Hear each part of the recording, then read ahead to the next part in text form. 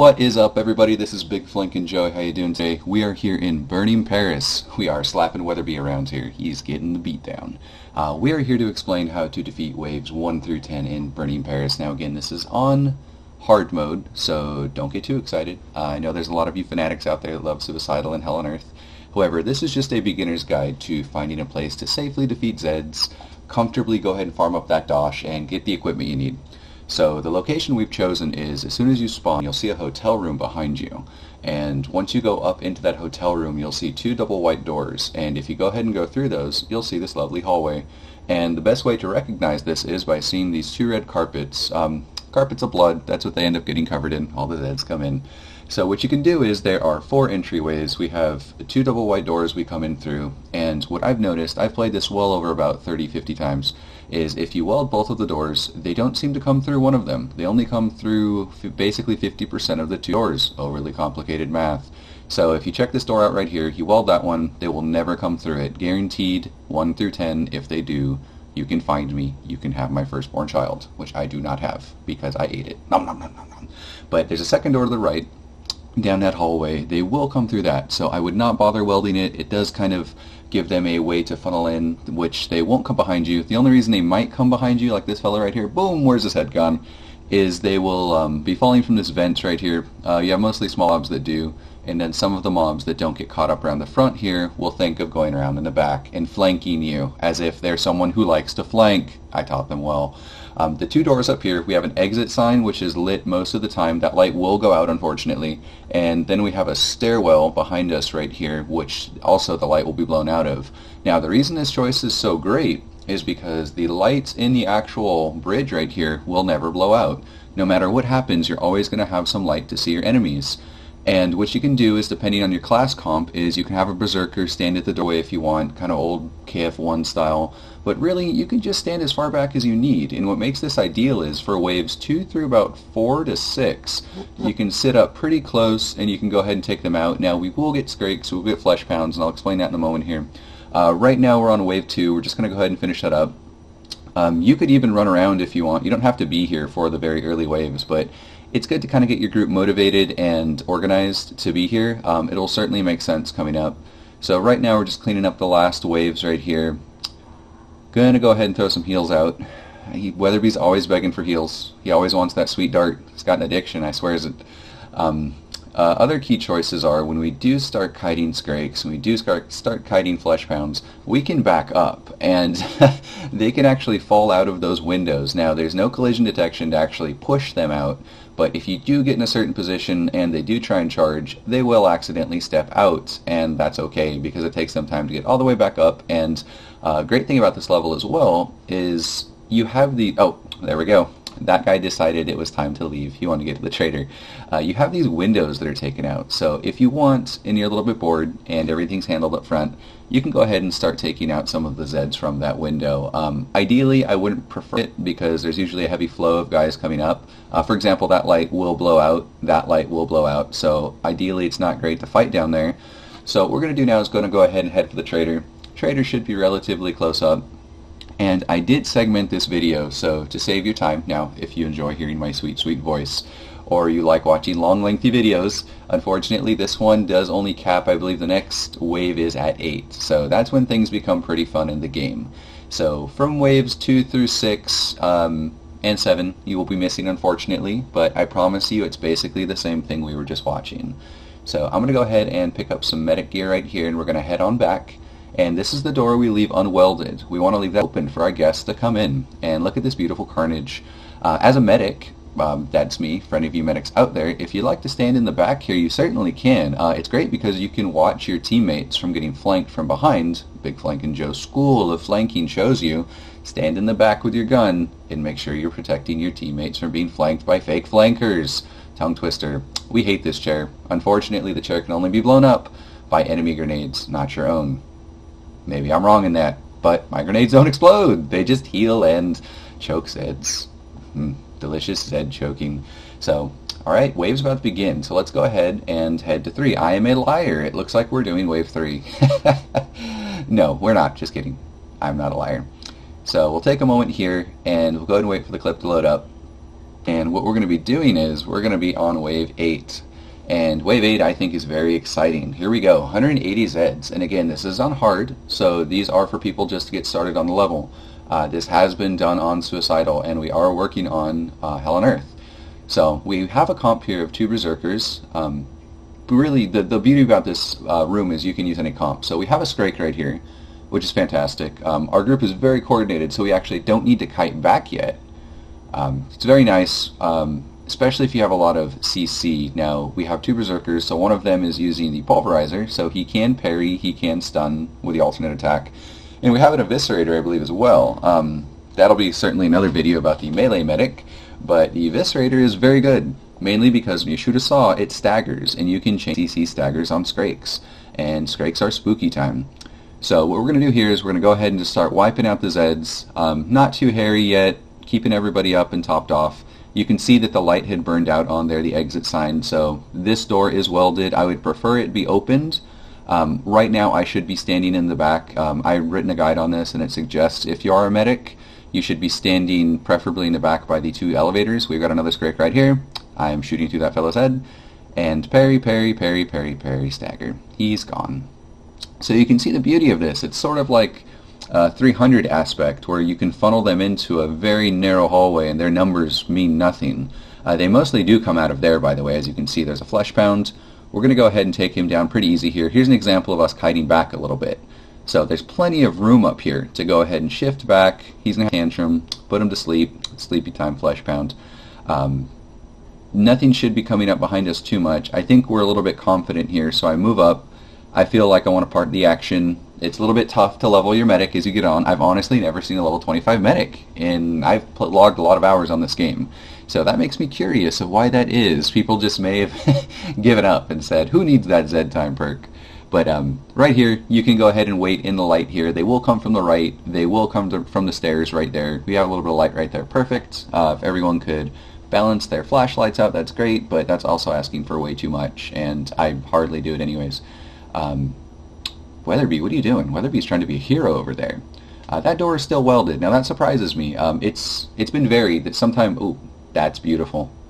That's support. That's support and commandos, just beautiful. Blowing Skrakes up.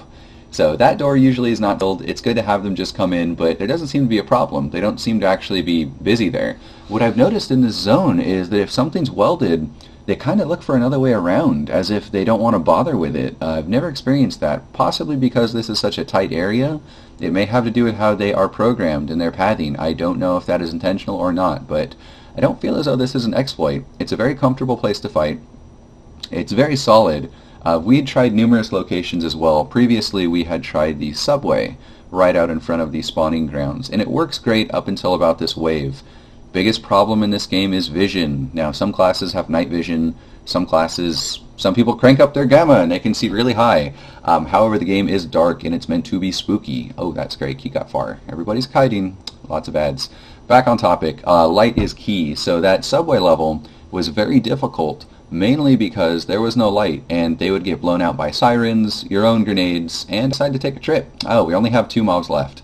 Alright, so we're going to go ahead and head to the trader, and the great part is if things do get hairy up there, now I haven't experienced this myself, you can jump out and regroup and find your way back up there. Now keep in mind, this is not the place we'll be fighting Hans. Where we'll be fighting Hans is actually going to be right down here. I've made a separate video on that. Feel free to click the link and check that out. Very, very easy. Just kite him in between these cars. Boom, boom, done deal. So we're going to go ahead back and resupply here. And as far as the location, there could possibly be better. However, right now I've been testing it and it seems completely solid. After I've been inviting people to come up there, all of them want to come back to it. They also agree that it's a great location to fight. Again, the biggest issue is lights. This area is also fantastic. If you look above, you see those lights. Those can't be taken out. Hans has nothing to take them out with. Your own grenades can't reach them, and siren screams can't reach them. Now, I'm not too sure if Husk's, if Husk grenades, whatever they may throw, their flamethrower shot, can take those out. I don't think so, and I haven't seen any Skrakes jumping up to try and saw the lights. So we're going to go ahead and head back. I'm taking my sweet time here. Aha, what am I doing? Let's get back. So, in the rare instance that they do break down that double door when we get back there, no need to panic. You should be standing in the back anyways, and I have never had a Scrake come from the back. I've never had a Flesh Pound come from the back. I believe I've had 1 to 2 Screamers.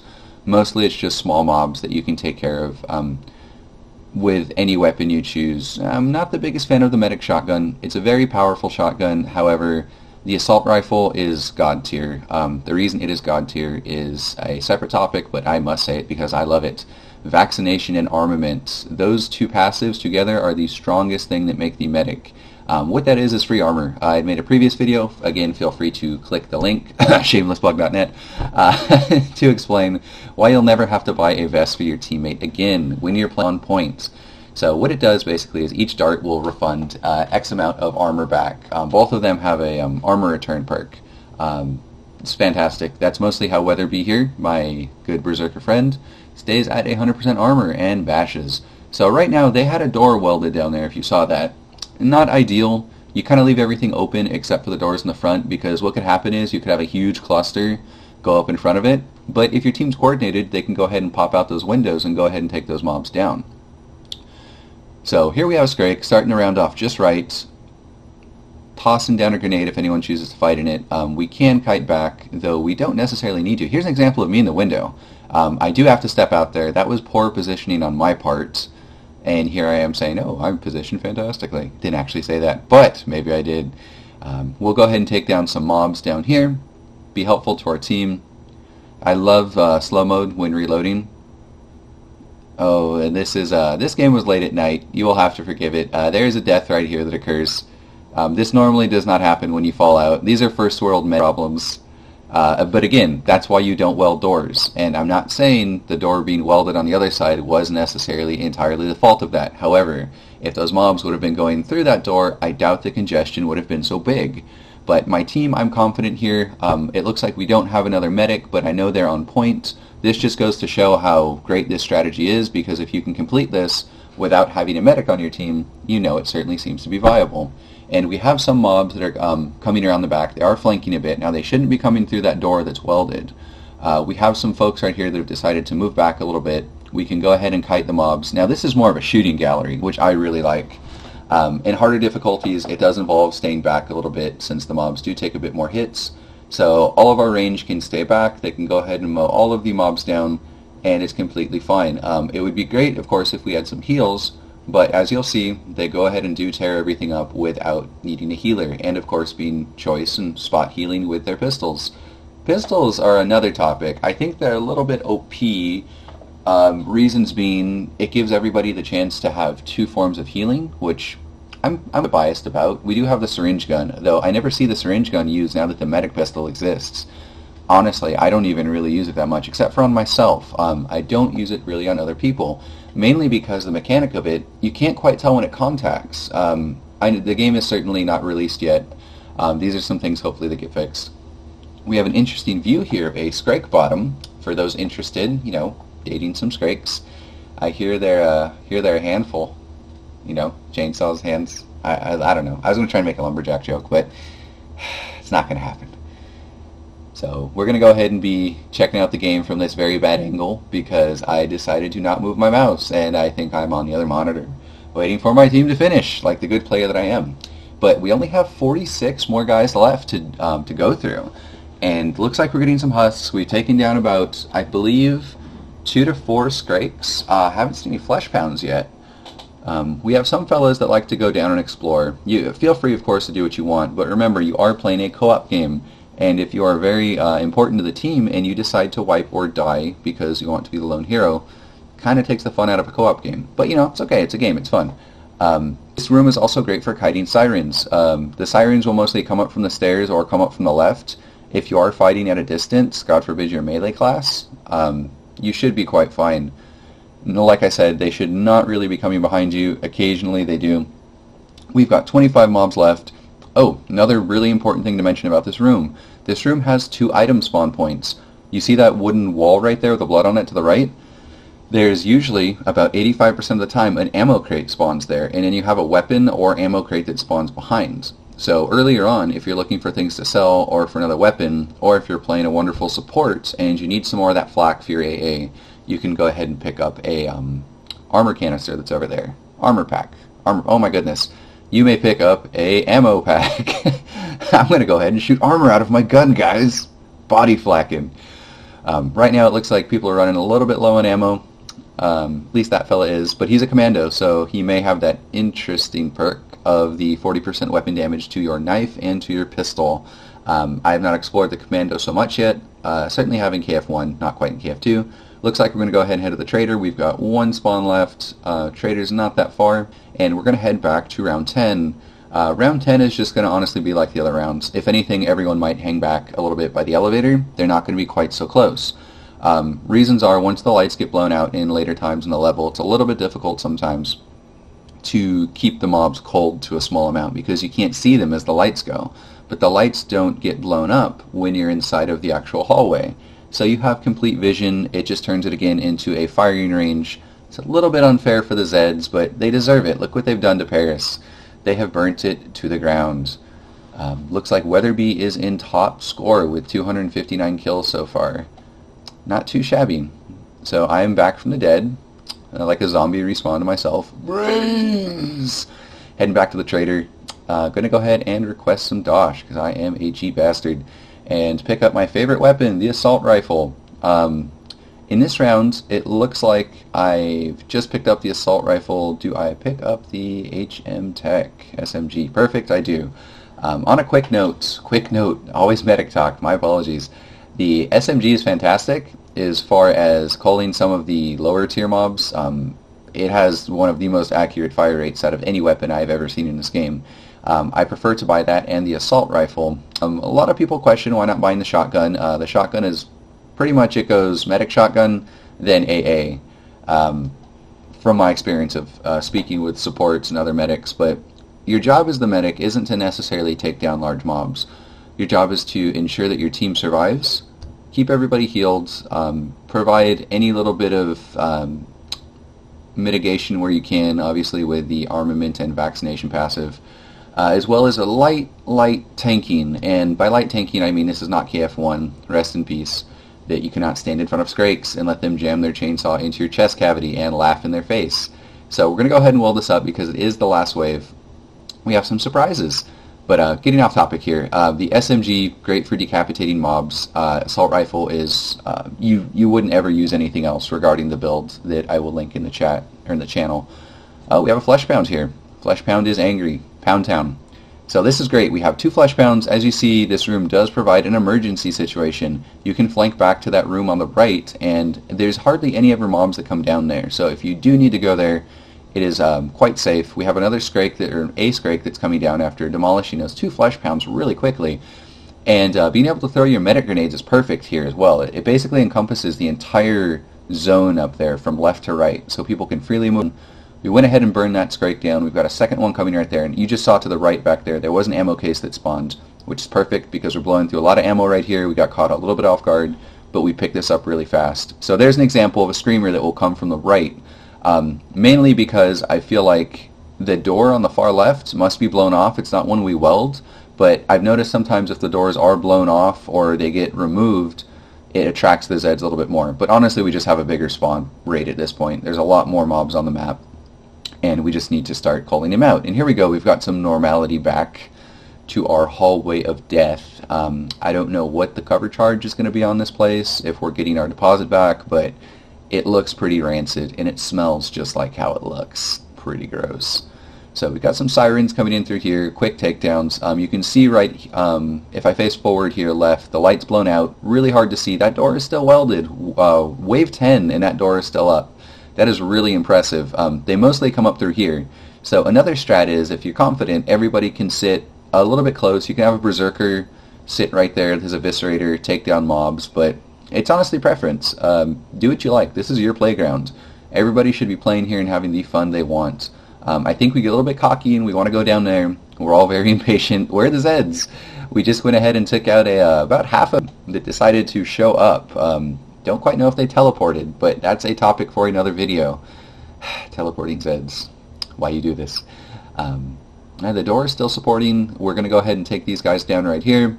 Looks like we've got no big mobs coming up yet, but we are already on 98. And we've got a few guys that, they're stomping. They're walking with a purpose. They said, "How dare you? You murdered our family. You murdered my children." Ugh! So we're going to go ahead and take this Scrake down. As you can see, when the game first released a few weeks ago, Scrakes were intimidating. They were the new flesh pounds. Very terrifying. As you see now, finding the right location to fight, and of course having an ideal comp, makes them for an easy takedown. So we've got 66 mobs left. We'll probably end up with a handful of Scrakes and a handful of flesh pounds, but it hasn't got too hairy yet. And when this level started, we were greeted by 2 flesh pounds, followed by a Scrake coming from behind, then another Scrake, and then I believe another Scrake. And they were all taken down. There's a good example of some mobs coming down from the vent. And that guy's just starting to, he's swinging a little bit. He's partying. He wants to be with us. Some zombie booty, some Zed booty hanging out there. Again, if you are a class with a flashlight, please feel free to cycle through it. I tried to keep mine up at all times. However, unfortunately, it does run on a tiny battery.